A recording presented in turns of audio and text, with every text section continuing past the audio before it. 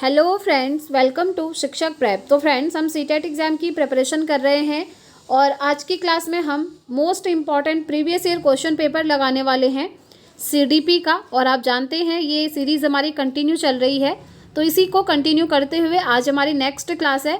और देखिए friends, believe me, अगर आप प्रीवियस ईयर क्वेश्चन बहुत अच्छे से करके जाते हैं ना, तो डेफिनेटली आपका जो सीटेट है वो क्वालिफाई हो जाएगा। आप सभी सीटेट को ईजिली पास कर लेंगे। क्योंकि देखिए क्या होता है, जब हम थ्योरी पढ़ते हैं तो थ्योरी पढ़ने के बाद हमें लगता है कि हमारा पूरा सिलेबस कवर अप हो चुका है, हमने पढ़ लिया है, हमारा ये टॉपिक क्लियर हो गया है। तो देखिए सिर्फ थ्योरी पढ़ने से काम नहीं चलता है। थ्योरी के साथ साथ आपको प्रीवियस ईयर लगाना पड़ेगा, तभी आप खुद का इवैल्यूएशन कर पाएंगे कि ये जो चैप्टर की थ्योरी आपने पढ़ी है उससे रिलेटेड जो क्वेश्चन आपसे पूछे जा रहे हैं आप उन्हें सही कर पा रहे हैं या फिर नहीं। तो ये देखने के लिए आपको प्रीवियस ईयर लगाना पड़ेगा फ्रेंड्स। और सीटेट में believe me, previous year question paper बहुत ज़्यादा रिपीट होते हैं, इसीलिए सभी आपने देखा भी होगा, मोस्टली जितने भी स्टूडेंट्स का सीटेट क्वालिफाई हो चुका है, इवन मैंने भी जब सीटेट के दोनों एग्ज़ाम दिए थे, क्वालिफाई भी हो गए थे बहुत अच्छे मार्क्स के साथ, तो मैंने भी इसी तरीके से पढ़ा था। Previous year question paper must हैं और ये सभी लोग आपको बताएंगे, क्योंकि ये एक रामबाण तरीका होता है पेपर को क्वालिफाई करने का। तो चलिए स्टार्ट करते हैं आज की क्लास। बहुत टाइम ले लिया मैंने आप लोगों का, बट आपको ये बताना ज़रूरी था फ्रेंड्स, क्योंकि जब इंपॉर्टेंट चीज़ें आपको पता होंगी ना, तभी आप उस पर वर्क करेंगे। अदरवाइज़ आप पता चल रहा है सिलेबस पकड़ा और थ्योरी पढ़ते गए, एक भी प्रीवियस ईयर आपने नहीं लगाया, और सामने में जब क्वेश्चन पेपर आएगा ना, आप कन्फ्यूज़ हो जाएंगे कि अब हम कौन सा ऑप्शन टिक करें। तो ये चीज़ें होती हैं, इसीलिए प्रीवियस ईयर लगाना ज़रूरी है। तो चलिए स्टार्ट करते हैं आज की क्लास। और जो भी स्टूडेंट्स चैनल पर नए हैं, जिन्हें नहीं पता है, उन्हें एक इन्फॉर्मेशन देनी है। अगर आप लोग सीटेट का पेड नोट्स परचेज करना चाहते हैं तो स्क्रीन पर दिए हुए नंबर पर व्हाट्सअप मैसेज करके आप पेड नोट्स को ले सकते हैं। तो चलिए आज का सबसे पहला क्वेश्चन है आपके सामने।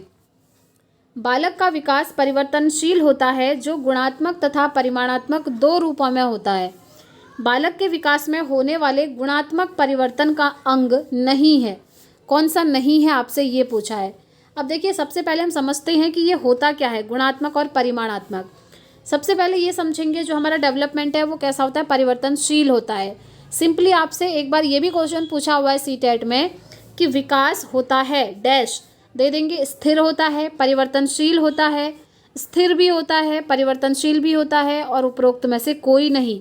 तो आप कहेंगे जो हमारा विकास है वो परिवर्तनशील होता है, वो स्थिर नहीं होता है।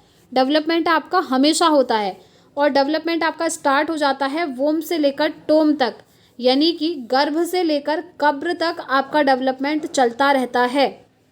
ठीक है, क्योंकि जब आप पैदा हुए तब से लेकर जब तक आप इस दुनिया में जीवित हैं, तब तक हम कोई ना कोई नई चीज़ें सीखते रहते हैं जिनसे हमारा डेवलपमेंट होता है। ठीक है, तो ये हो गया कि विकास आपका परिवर्तनशील है, डायनामिक है।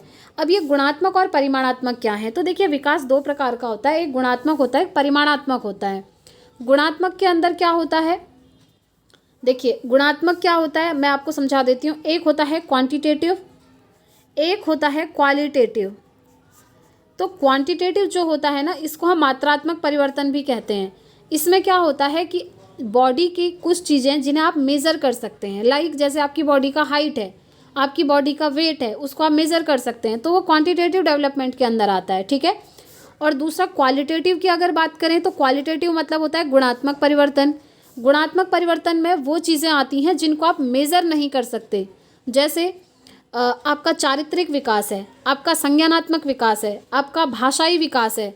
क्या आप इनको मेज़र कर सकते हैं? क्या आप ये पता लगा सकते हैं कि आपका जो संज्ञान है वो कितने किलो का है? आप मेज़रमेंट नहीं कर सकते। किसी व्यक्ति का जो चरित्र है, उसका चारित्रिक विकास है, वो कितना % हुआ है, क्या आप पता लगा सकते हैं? नहीं लगा सकते। तो जो चीज़ें हम मेज़र नहीं कर सकते वो क्वालिटेटिव चेंजेस के अंदर आती हैं, यानी कि गुणात्मक परिवर्तन। ठीक है, आई होप अब आप लोग समझ गए होंगे। तो बस अब आपको बताना है कि गुणात्मक परिवर्तन का अंग कौन सा नहीं है, क्वालिटेटिव चेंजेस कौन सा नहीं है, ये बताना है। ठीक है, क्वालिटेटिव डेवलपमेंट जिसको हम कहेंगे। तो देखिए पहला है सीखने की क्षमता में परिवर्तन। ये तो भाई आपका क्या है, गुणात्मक परिवर्तन है, यानी कि क्वालिटेटिव आपका जो चेंजेस है वो है। सामवेगिक नियंत्रण में परिवर्तन, ये भी क्वालिटेटिव है, इनको आप मेज़र नहीं कर सकते। आप ये नहीं बता सकते कि आपका जो संवेगों में नियंत्रण है वो कितना किलो है, कितना % है, कितना लीटर है, नहीं बता सकते। सेम ऐसे ही सीखने की क्षमता आपकी कितनी है ये आप मेज़र नहीं कर सकते। भाषा को सीखने की क्षमता में परिवर्तन, आप भाषा को कितना किलो सीख रहे हैं ये आप मेज़र नहीं कर सकते।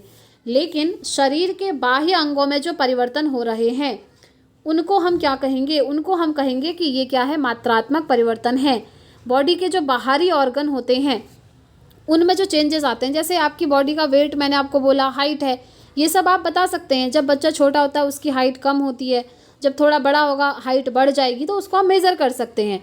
तो ये आपका गुणात्मक नहीं होता है बल्कि ये मात्रात्मक होता है, जिसे हम परिमाणात्मक भी कहते हैं। ठीक है, तो इसीलिए ये इसका राइट आंसर हो जाएगा, क्योंकि आपसे पूछा है कौन सा गुणात्मक परिवर्तन का अंग नहीं है, तो ऑप्शन थर्ड हमारा नहीं है।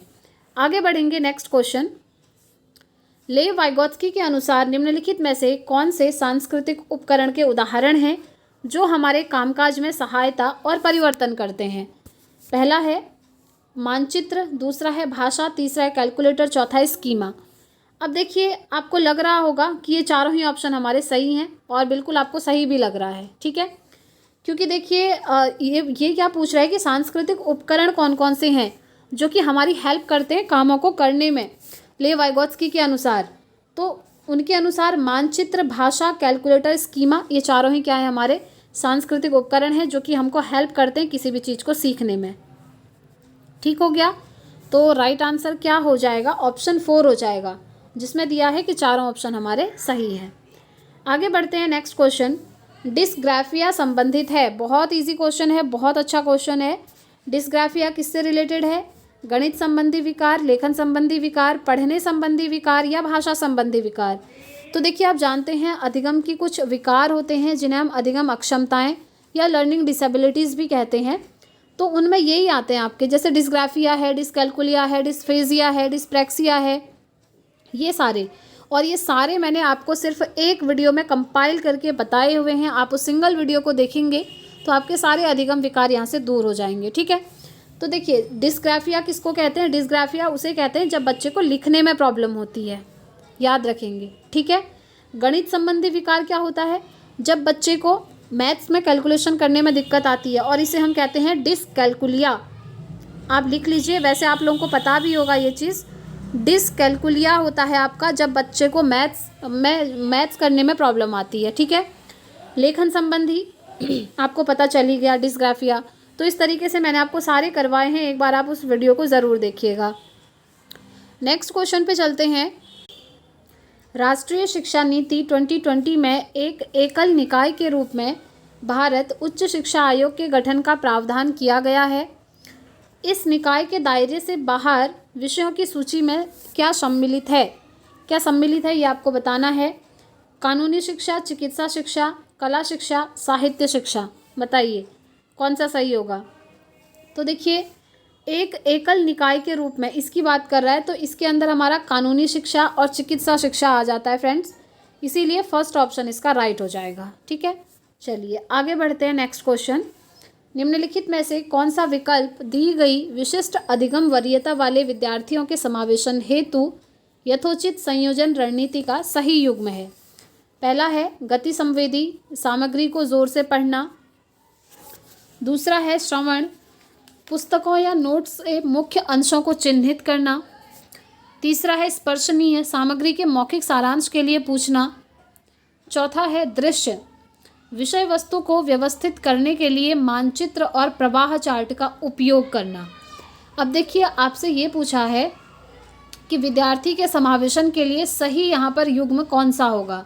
जैसे गति संवेदी विद्यार्थी हैं, श्रवण विद्यार्थी हैं, स्पर्शनीय हैं और दृश्य वाले हैं। ठीक है, तो इसमें राइट आंसर क्या होगा? राइट आंसर होगा आपका ऑप्शन 1, गति संवेदी, सामग्री को जोर से पढ़ना। ठीक है, चलिए आगे बढ़ते हैं। Next question. एक शिक्षिका कभी भी प्रश्नों का उत्तर स्वयं नहीं देती है, वह अपने विद्यार्थियों को उत्तर देने के लिए समूह चर्चाएं और सहयोगात्मक अधिगम अपनाने के लिए प्रोत्साहित करती हैं। यह सिद्धांत निम्न में से किस सिद्धांत पर आधारित है? वो ऐसा क्यों करती हैं, किस चीज़ पर आधारित है, ये आपसे पूछा है।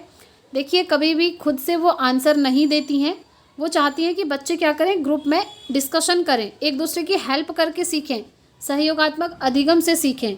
तो वो किस चीज़ का पालन कर रही हैं? पहला है शिक्षण सामग्री के उचित संगठन पर, जी नहीं। नेक्स्ट है, एक अच्छा उदाहरण स्थापित करने और एक रोल मॉडल बनने पर, जी नहीं। सीखने की तत्परता पर, नहीं। ये है सक्रिय भागीदारिता पर, क्योंकि देखिए वो क्या कर रही हैं, जैसे कोई क्वेश्चन कर रही हैं तो उसका आंसर खुद नहीं दे रही हैं, बल्कि बच्चों से कह रही हैं कि आप आपस में जो है इसका आंसर निकालिए, एक दूसरे की हेल्प करके चीज़ों को समझिए। तो कहने का मतलब है वो सक्रिय भागीदारिता पर फोकस कर रही हैं, ठीक है, जहाँ पर बच्चे एकदम एक्टिव होते हैं और एक दूसरे की हेल्प से सीखते हैं। तो फोर्थ ऑप्शन इसका राइट हो जाएगा। नेक्स्ट क्वेश्चन पे चलेंगे। निम्न में से मैस्लो द्वारा बताई गई बालकों की मूल आवश्यकता है। मैस्लो ने जो मूल आवश्यकताएं बताई थी उसमें से कौन सी मूल आवश्यकता यहाँ पर दी है? पहला है ज्ञान संबंधी आवश्यकताएं, फिर है न्यूनता अभिप्रेरक, बोध संबंधी आवश्यकताएं या आत्म विकास संबंधी आवश्यकताएं। तो देखिए उन्होंने दी थी आत्म विकास संबंधी आवश्यकता। फोर्थ ऑप्शन इसका राइट हो जाएगा। मैस्लो ने टोटल 6 आवश्यकताएं बताई हैं, आप देख लीजिएगा, मैंने वो भी नोट्स में बहुत अच्छे से मेंशन किया हुआ है, ठीक है। तो फोर्थ ऑप्शन इसका राइट हो जाएगा। आगे बढ़ेंगे। नेक्स्ट क्वेश्चन, संज्ञानात्मक विकास के किस चरण में एक बच्ची यह तर्क कर पाती है कि सभी टॉफ़ी मीठी होती हैं? यह कैंडी एक टॉफ़ी है इसलिए ये कैंडी मीठी है। देखिए लड़की कैसा लॉजिक लगा रही है, वो कह रही है कि सभी टॉफ़ी जो होती हैं वो मीठी होती हैं, और क्योंकि ये कैंडी भी एक टॉफ़ी है इसलिए ये भी मीठी हो रही है। तो वो कौन सी अवस्था में होगी अभी ये आपको बताना है अकॉर्डिंग टू जीन पियाजे। तो देखिए जीन पियाजे आप जानते ही हैं, ये मैंने आपको बहुत बार बताया भी है। इन्होंने संज्ञानात्मक विकास का सिद्धांत दिया था जिसमें इन्होंने विकास के 4 स्टेप बताए थे, और ये 4 स्टेप इसी सीक्वेंस में आपको याद रखने हैं, ठीक है। यहाँ ऑप्शन में भी अभी सीक्वेंस में दिए हैं, कई बार सीक्वेंस में नहीं देते हैं और सीक्वेंस में लगाने के लिए कह दिया जाता है, तो आप सीक्वेंस को ट्रिक से याद रख सकते हैं। ट्रिक है SPCF, S यानी कि सेंसरी मोटर संवेदी चालक, P यानी कि प्री ऑपरेशनल पूर्व संक्रियात्मक, C यानी कि कॉन्क्रीट ऑपरेशनल मूर्त संक्रियात्मक, और F होता है फॉर्मल ऑपरेशनल जिसे हम कहते हैं अमूर्त संक्रियात्मक अवस्था, ठीक है। सबसे पहले आपको ये याद रखना है। अब लड़की यहाँ पर लॉजिक लगा रही है, देखिए कैसा लॉजिक लगा रही है ये भी आपको देखना पड़ेगा, ठीक है। यहाँ पर वो जो लॉजिक लगा रही है वो कैसा है बताइए, क्या वो लॉजिक एकदम सही लगा रही है? नहीं। तो यहाँ पर बच्ची कौन सी स्टेज में है? पूर्व संक्रियात्मक अवस्था में है, लॉजिक लगाना शुरू करती है लेकिन वो लॉजिक आपका सही नहीं होता है, ठीक है। तो ये आपका सेकंड यानी कि पूर्व संक्रियात्मक प्री ऑपरेशनल की स्टेज में है। इसी तरीके से कई क्वेश्चन आपसे पियाजे से पूछ लिए जाते हैं फ्रेंड्स, 2 से 3 नंबर आपके CDP में फिक्स होते हैं जो कि जीन पियाजे से पूछे जाते हैं। ऐसे ही कोई कैरेक्टरिस्टिक दे देगा दूसरी वाली और बोलेगा ये कौन सी अवस्था में आता है, जैसे बच्चे के अंदर वस्तु स्थायित्व का गुण कौन सी स्टेज में आता है, कई बार पूछा हुआ है। आप कहेंगे संवेदी चालक में आ जाता है। वस्तु स्थायित्व मतलब होता है ऑब्जेक्ट परमानेंस, ऑब्जेक्ट जो है परमानेंट है, एग्जिस्ट करता है, वस्तु स्थायी है, ये वाला गुण संवेदी में आता है। और जब बच्ची जो है तर्क लगाती है किस चीज़ के लिए? मूर्त रूप से तर्क लगाती है, तो वो आपका मूर्त संक्रियात्मक में आता है। जब लड़की अमूर्त रूप से अगर वो तर्क लगा पाती तो हम कहते हैं अमूर्त संक्रियात्मक की अवस्था में। तो इस तरीके से बहुत सारे क्वेश्चन आपके बन जाते हैं, इसलिए मैं आपको सजेस्ट करूंगी पियाजे की थ्योरी आप पढ़ लीजिएगा फ्रेंड्स। मैंने आपको थ्योरी वाले सेक्शन में भी ये करवाए हैं, पियाजे है, वाइगोत्स्की है, कोहलबर्ग है, ब्रूनर हैं, ये सब मैंने आपको करवाए हैं, एक बार ज़रूर देख लीजिएगा। आगे बढ़ते हैं। नेक्स्ट क्वेश्चन, किसी कार्य की सफलता या विफलता पर निम्नलिखित में से कौन सा आरोपण भविष्य में विद्यार्थियों की प्रेरणा और समरूपी कार्यों में संलग्न होने के प्रयासों में वृद्धि कर पाएगा? पहला है गैर नियंत्रणीय बाहरी, स्थिर आंतरिक, नियंत्रणीय आंतरिक। तो देखिए किसी कार्य की सफलता या विफलता पर इसकी बात हो रही है, ठीक है। भविष्य में विद्यार्थियों की प्रेरणा और समरूपी कार्यों में संलग्न होने के प्रयासों में वृद्धि कर पाएगा, तो ये होगा बाहरी फ्रेंड्स, ठीक है, जो कि गैर नियंत्रणीय होगा, जिसमें किसी का नियंत्रण, किसी का कंट्रोल नहीं होता है। कंट्रोल वाली चीज़ें आपकी हमेशा नेगेटिव मानी जाती हैं, जैसे टीचर बच्चों को कंट्रोल करते हैं, नियंत्रण में रखते हैं, तो वो एक नेगेटिव चीज़ है, क्योंकि कंट्रोल में कैसे रखा जाता है? डांट करके, मारपीट करके, सजा देकर, ये सब आपका नेगेटिव होता है, ठीक है। वैसे एग्ज़ाम से पहले मैं आपको टैग वर्ड्स करवा दूंगी, वैसे आप प्रीवियस टैग वर्ड्स भी देख सकते हैं, और वो टैग वर्ड्स आपको इतने हेल्प करते हैं ना फ्रेंड्स। उसका जो फीडबैक मुझे स्टूडेंट से मिला था पिछली बार, बहुत अच्छा फीडबैक मिला था। मैंने आप लोगों को शेयर भी करा था, और वो जो टैग वर्ड्स वाली वीडियोज़ हैं वो आप देखेंगे ना, काफ़ी सारे लोगों ने देखी भी हैं। इवन 2 लाख प्लस जो हैं उनके व्यूज़ आपको देखने को मिल जाएंगे। एक बार आप जाकर चैनल पे देखिएगा। वैसे मैंने लिंक डिस्क्रिप्शन में दिया हुआ है, प्लेलिस्ट आपको मिल जाएगी सीटेट टैग वर्ड्स इस तरीके से, ठीक है, प्लेलिस्ट जिसमें आपको सारे सब्जेक्ट के अलग अलग टैग वर्ड मिलेंगे। सीडीपी का अलग है, हिंदी अलग होगा, मैथ्स अलग है, एसएसटी, साइंस, संस्कृत, सभी का मैंने आपको करवाया है। एक बार ज़रूर देखिएगा, बिलीव मी आपको बहुत हेल्प मिलेगी एग्जाम में। नेक्स्ट क्वेश्चन, टर्मन ने साबित किया कि प्रतिभाशाली बच्चे, टर्मन कौन है? टर्मन है बुद्धि से रिलेटेड, आप जानते ही हैं। तो इन्होंने क्या साबित किया प्रतिभाशाली बच्चों के बारे में, ये आपको बताना है। पहला है, वयस्क होने पर मानसिक रोगों के प्रति अति संवेदनशील होते हैं। नहीं, ऐसा उन्होंने नहीं बताया। बौद्धिक स्तर परीक्षण में औसतन वयस्कों के बराबर अंक प्राप्त करते हैं। नहीं। युवा काल के दौरान सफल रहते हैं, लेकिन वयस्क काल के दौरान अपनी संभावनाओं तक पहुंचने में असफल हो जाते हैं, ऐसा टर्मन ने बिल्कुल नहीं कहा। सामान्यतः वयस्क होने पर आमतौर पर अपने चुने हुए पेशे में सफल रहते हैं। जी हाँ, ये टर्मन ने कहा था, ठीक है। तो इसीलिए 4th ऑप्शन इसका राइट हो जाएगा। नेक्स्ट क्वेश्चन है, अधिगम अनुभवों को इस प्रकार से आयोजित किया जाना चाहिए जिससे अधिगम को सार्थक बनाया जा सके। निम्नलिखित में से कौन सा अधिगम अनुभव बच्चों के लिए सार्थक अधिगम को सुगम नहीं बनाता है? नोट पूछा है। पहला है, विषय वस्तु पर प्रश्न करना, ये तो सार्थक अधिगम बनाएगा, ये तो सही है। दूसरा है, विषय पर चर्चा और वाद विवाद करके, ये भी सही है, क्योंकि जैसे कुछ भी टीचर ने बच्चों को पढ़ाया तो वहाँ पर बच्चे जो हैं प्रश्न पूछेंगे, अगर उनको समझ में नहीं आएगा तो ये तो अच्छी बात है। और देखिए, डिस्कशन के थ्रू भी बच्चे सीखते हैं, वाद विवाद चर्चा करके। विषय वस्तु पर प्रस्तुतिकरण की, जी हाँ, इंट्रोडक्शन तो देंगे ना, जो भी चीज़ पढ़ाई जा रही है उसका इंट्रोडक्शन देंगे। लेकिन 4th ऑप्शन में कह रहा है कि विषय वस्तु की केवल याद करने के आधार पर पुनरावृत्ति, मतलब बार बार बच्चों से याद करवाया जा रहा है, रटवाया जा रहा है, तो ये क्या हो जाएगा, आपका नेगेटिव हो जाएगा। क्योंकि कभी भी बच्चों को याद करवाना या रटवाना नहीं होता है, बल्कि चीज़ों को समझाना होता है, बच्चों की अंडरस्टैंडिंग डेवलप करनी होती है, ना कि रटने की प्रवृत्ति। तो इसीलिए 4th ऑप्शन इसका राइट होगा, क्योंकि कह रहा है सार्थक अधिगम को कौन सुगम नहीं बनाता है, तो यही ऑप्शन हमारा नहीं बनाता है। तो देखिए, जहाँ भी आपको दिखता है ना क्वेश्चन में लिखा है कि याद करना या रटना या बार बार पुनरावृत्ति करके दोहराए जाना, तो ये आपके नेगेटिव चीज़ें होती हैं, ठीक है। चलिए आगे बढ़ते हैं। नेक्स्ट क्वेश्चन, एक विद्यार्थी उच्च स्तरीय सृजनशील रंगमंचीय कलाकार बनना चाहता है, उसके लिए निम्न में से कौन सा उपाय सबसे कम प्रेरक होगा? पहला है, छात्र को राज्य स्तरीय प्रतियोगिता को जीतने का प्रयास करना चाहिए, जो उसके लिए छात्रवृत्ति सुनिश्चित करेगा। अब देखिए, सिर्फ इसलिए प्रयास किया जा रहा है ताकि वो छात्रवृत्ति सुनिश्चित करेगा, तो ये कोई अच्छा प्रेरक नहीं है।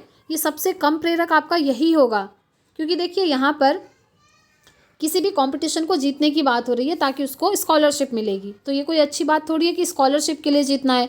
जीतना इसलिए है, मतलब पार्टिसिपेट करना इंपॉर्टेंट होता है ना, जीतना हारना वो अलग चीज़ है, पहले पार्टिसिपेशन इंपॉर्टेंट होता है। तो इसीलिए ये हमारा क्या है, सबसे कम प्रेरक होगा। फिर भी अदर ऑप्शन देखते हैं, हो सकता है वो भी और कम प्रेरक मिल जाए हमको। नेक्स्ट है, छात्र को अपने थिएटर कलाकार साथियों के साथ सहानुभूति, सौहार्दपूर्ण और सहयोगी संबंधों का विकास करना चाहिए। ये तो सही है, जिससे कि सभी एक दूसरे की हेल्प करेंगे। नेक्स्ट है, छात्र को उन नाटकीय कौशलों में अधिक समय देना चाहिए जिसे करके वह अधिक सुख पाता हो। ये भी ठीक है, जिसमें इंटरेस्ट हो उसी को करेंगे। छात्र को दुनिया के सबसे अच्छे थिएटर कलाकारों के प्रदर्शन के बारे में पढ़ने और सीखने की कोशिश करनी चाहिए। Absolutely right. जब आप किसी फील्ड में अच्छा करना चाहते हैं तो उस फील्ड में जो लोग पहले से अच्छा करके आ चुके हैं उनके बारे में आपको समझना चाहिए, पढ़ना चाहिए, वो भी सही है। लेकिन पहला वाला यहाँ पर ज़्यादा सही नहीं है। सबसे कम प्रेरक होगा कि आप सिर्फ छात्रवृत्ति के लिए क्या कर रहे हैं, जीतने का प्रयास कर रहे हैं। तो फर्स्ट ऑप्शन इसका राइट हो जाएगा। नेक्स्ट क्वेश्चन, ऐसे बालक जो सामाजिक संबंधों में सर्वाधिक नकारात्मक गुणों का प्रदर्शन करते हैं, उदाहरण के लिए आज्ञा ना मानना आदि के साथ व्यवहार करना चाहिए। कैसा व्यवहार किया जाना चाहिए? पहला है, उसे आदेश देना बंद कर दिया जाए, उसके इस व्यवहार को विकास की स्वाभाविक घटना समझकर ध्यान नहीं दिया जाए, ये सब नहीं करना है। उस पर काफ़ी दबाव डाला जाए, देखिए प्रेशर नहीं डालना है, उसके प्रत्येक कार्य की प्रशंसा की जाए ताकि वो सकारात्मक व्यवहार ग्रहण कर सके। जी हाँ, ये सही है। अगर आप बच्चे को हर काम में क्या करेंगे, प्रशंसा करेंगे उसकी, उसको फीडबैक अच्छा देंगे, मोटिवेट करेंगे, तो जो सकारात्मक व्यवहार है, पॉजिटिव बिहेवियर है, वो खुद ही ग्रहण कर लेगा। ठीक है, उसको कुछ बोलने की ज़रूरत ही नहीं पड़ेगी। तो इसीलिए फोर्थ ऑप्शन राइट होगा। चलिए आगे बढ़ते हैं। नेक्स्ट क्वेश्चन, निम्नलिखित में से कौन सा सिद्धांत बताता है कि विकास एक प्रतिरूप का पालन करता है जो सिर और ऊपरी शरीर के हिस्सों में शुरू होता है और फिर शरीर के बाकी हिस्सों में जाता है। ये मैंने आपको बहुत बार बताया हुआ है कि जो आपका डेवलपमेंट होता है दो तरीके से होता है। एक होता है आपका हेड टू टो यानी कि सिर से पैर की तरफ, और एक होता है केंद्र से बाहर की तरफ यानी कि सेंटर टू पेरिफेरी। अब क्वेश्चन में क्या पूछ रहा है, देखिए क्वेश्चन में पूछ रहा है कि जो विकास है सिर और ऊपरी शरीर के हिस्सों में शुरू होता है। तो बस यहीं से आपको अपना आंसर मिल चुका है कि जो डेवलपमेंट है सबसे पहले सिर से शुरू हो रहा है और धीरे धीरे पैर की तरफ आएगा बाकी हिस्सों में। ठीक है, तो जब आपका डेवलपमेंट हेड टू टो जाता है ना, यानी कि सिर से पैर की तरफ जाता है, तो इसको हम क्या कहते हैं, सिफेलोकॉर्डल कहते हैं इंग्लिश में, और हिंदी में इसको कहते हैं शीर्षगामी सिद्धांत। ठीक है, सिफेलोकॉर्डल यानी कि शीर्षगामी सिद्धांत। जब बच्चे का विकास सिर से पैर की तरफ होता है, या फिर कहेंगे सिर से नीचे की बॉडी की तरफ होता है। ठीक है, और इसी का जस्ट एक रिवर्स है, रिवर्स नहीं है, दूसरा कॉन्सेप्ट है कि जो डेवलपमेंट है वो केंद्र से बाहर की तरफ होता है। अगर आपसे पूछ लेता कि सबसे पहले बच्चे का जो बॉडी का सेंटर वाला हिस्सा है, जैसे आपकी स्पाइनल कॉर्ड है, आपका हार्ट है, ये डेवलप हो रहे हैं और उसके बाद आपके बाहरी ऑर्गन डेवलप हो रहे हैं, अगर ये पूछा होता तो ये होता कि विकास जो है केंद्र से बाहर की तरफ हो रहा है। तो इसको हम बोलते फिर समीप दूराभिमुख सिद्धांत। ठीक है, यानी कि इंग्लिश में इसको बोलते हैं प्रॉक्सिमोडिस्टल डेवलपमेंट। लिख लीजिए, प्रॉक्सिमोडिस्टल डेवलपमेंट जब डेवलपमेंट सेंटर टू पेरिफेरी होता है, और ये जो आपका सिफेलोकॉर्डल है जब डेवलपमेंट हेड टू टो होता है। ठीक है, तो इसका राइट आंसर क्या हो जाएगा, ऑप्शन 1 हो जाएगा। आगे बढ़ते हैं। नेक्स्ट क्वेश्चन, किसने प्रस्तावित किया कि सांस्कृतिक उपकरण संज्ञानात्मक विकास में महत्वपूर्ण भूमिका निभाते हैं। अब देखिए, इससे इजी क्वेश्चन आपको नहीं मिल सकता, वो इजी उन स्टूडेंट्स के लिए है जो कंटिन्यूसली इस सीरीज़ को फॉलो कर रहे हैं। अब कैसे है देखिए, ये जो वाइगॉत्स्की हैं इससे रिलेटेड मैंने आपको एक ट्रिक बताई है ना, SCL, सोसाइटी, कल्चर, लैंग्वेज, ये इन 3 चीज़ों को बहुत महत्व देते हैं। तो इसमें जो कल्चर है, संस्कृति है, उसी की तो बात हो रही है कि सांस्कृतिक उपकरण जो हैं आपके संज्ञानात्मक विकास में इंपॉर्टेंट रोल प्ले करते हैं। और संस्कृति को कौन महत्व देते हैं, वो देते हैं लेव वाइगॉत्स्की।